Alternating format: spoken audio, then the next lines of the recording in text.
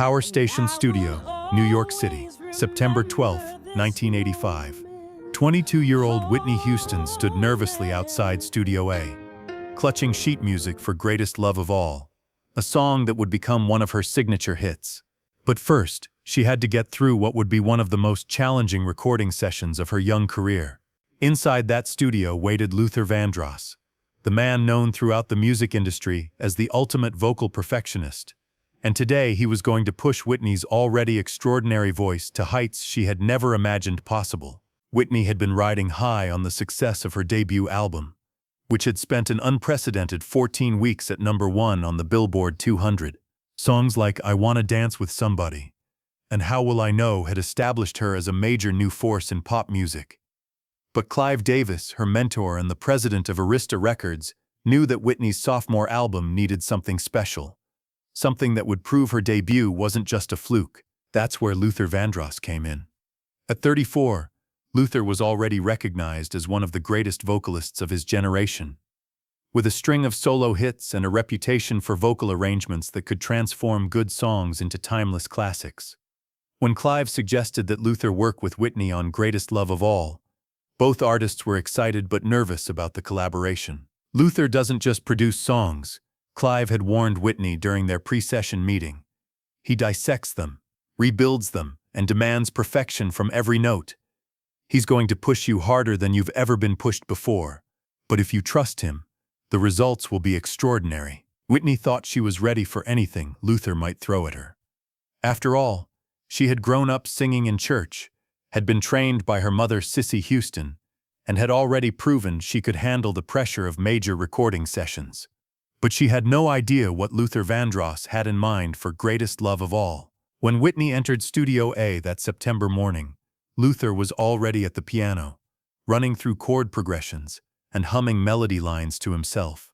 He looked up as she entered, and his first words to her would change everything about how she approached singing.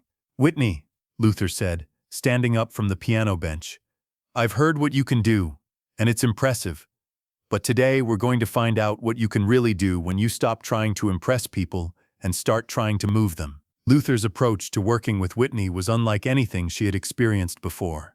Most producers focused on technical perfection, making sure she hit the right notes at the right time with the right tone. Luther was interested in something much deeper and more challenging. He wanted Whitney to connect with the emotional core of every song and let that emotion guide her voice to places she had never explored. If you're loving these untold stories behind music history's greatest collaborations, hit that subscribe button and the notification bell, because we uncover the hidden moments that shaped the legends we know today. Before we record anything, Luther told Whitney, "I want you to tell me what this song means to you. Not what you think it should mean, not what other people have said about it, but what it actually means to you personally." Greatest Love of All was a song about self-respect, self-worth, and finding strength within yourself. On the surface, it seemed like a straightforward, inspirational anthem. But as Whitney sat with Luther that morning, talking through the lyrics line by line, she realized that the song was about much more than generic self-empowerment. This song is about learning to love yourself when the whole world is telling you who you should be, Whitney said, her voice growing more confident as she spoke.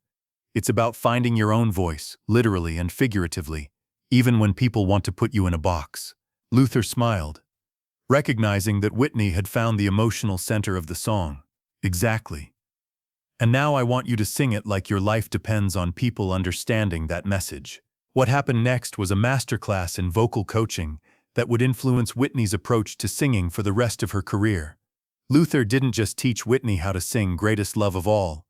He taught her how to inhabit a song completely, how to make every note serve the emotional story she was trying to tell. Luther started by having Whitney sing the song at half-tempo, focusing entirely on the meaning of each phrase, rather than the technical challenge of hitting high notes or showing off her range. It was frustrating at first, because Whitney was used to dazzling people with her vocal gymnastics, but Luther insisted that technique should serve emotion, not the other way around. "Anyone can hit high notes," Luther told her during a break. "But very few singers can make you feel something with every single note. That's what separates good singers from legendary ones." For 3 hours, Luther worked with Whitney on just the first verse of Greatest Love of All. Breaking down every line, every word, every breath, he taught her how to use silence as effectively as sound, how to build tension through restraint rather than power, and how to make even the quietest moments feel important and meaningful. The breakthrough came during their 4th hour together. Whitney was singing the line, "Learning to love yourself, it is the greatest love of all," and instead of treating it like a triumphant declaration, Luther encouraged her to sing it like a hard-won realization, like someone who had struggled to believe it themselves. "Sing it like you're convincing yourself," Luther suggested. "Sing it like this is something you've learned the hard way." When Whitney tried it that way, something magical happened. Her voice became more vulnerable, more personal, more human. The technical perfection was still there, but now it was serving a deeper emotional purpose. Luther's eyes lit up as he heard the transformation. "That's it," he said quietly. "That's the voice that's going to change everything." But Luther wasn't finished pushing Whitney. He had heard something in her voice during that breakthrough moment, a depth and vulnerability that he knew could be applied to every aspect of her singing, not just one song. He made a decision that would shape the rest of their session and influence Whitney's vocal approach for years to come. "Whitney, I want to try something different," Luther said. "I want you to forget everything you think you know about how this song should be sung. I want you to close your eyes and sing it like you're alone in your room, like no one is listening, like you're just singing to yourself." This was a revolutionary approach for Whitney, who had been trained to always be aware of her audience, to always perform with maximum impact. But Luther was asking her to find the intimate, personal voice that existed underneath all the performance training. When Whitney closed her eyes and began singing, something extraordinary happened. Her voice became more conversational, more confessional, more real.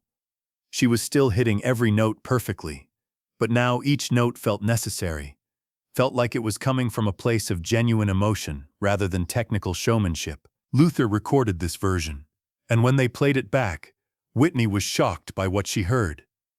It sounded like her voice, but it was a version of her voice she had never heard before, more mature, more emotionally complex, more deeply connected to the song's meaning.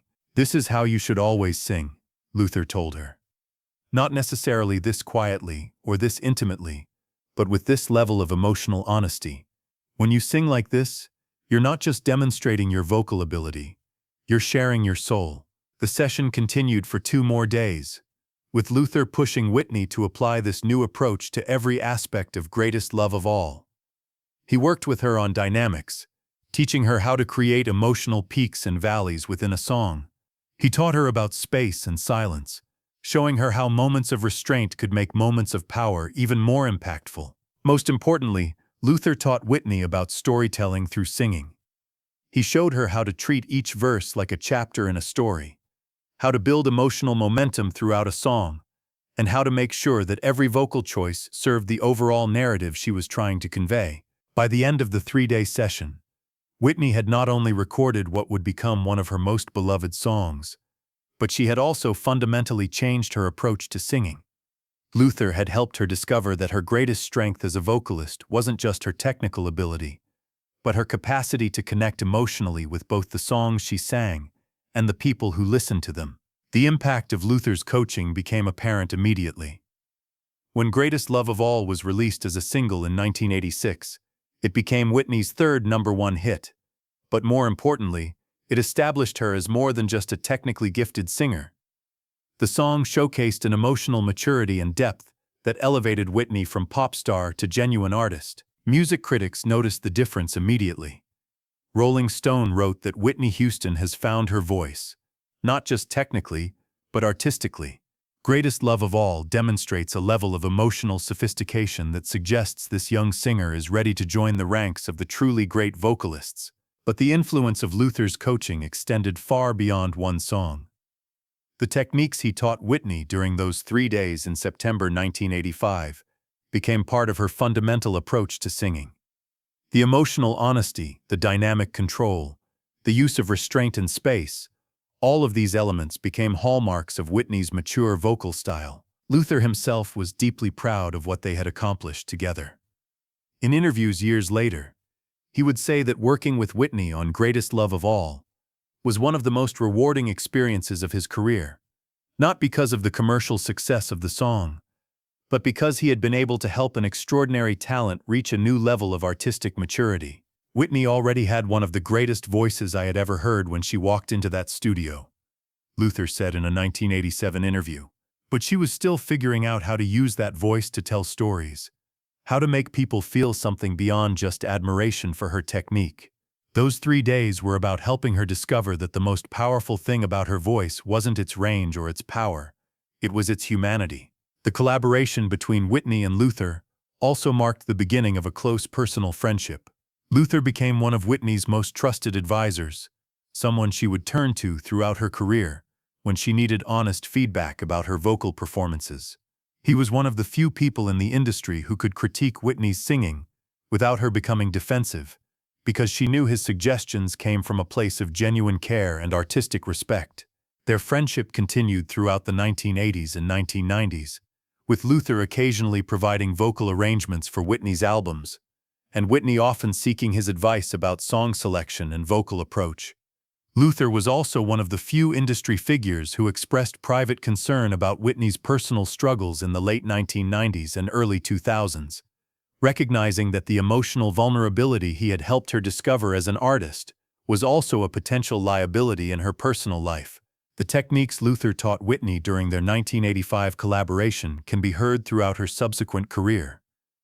Listen to her performance of I Will Always Love You from the Bodyguard soundtrack, and you'll hear the dynamic control, the emotional storytelling, and the use of restraint and space that Luther first showed her. The same elements are present in her live performances of songs like I Have Nothing and her gospel-influenced later work. Perhaps most importantly, Luther taught Whitney that great singing isn't about perfection, it's about connection.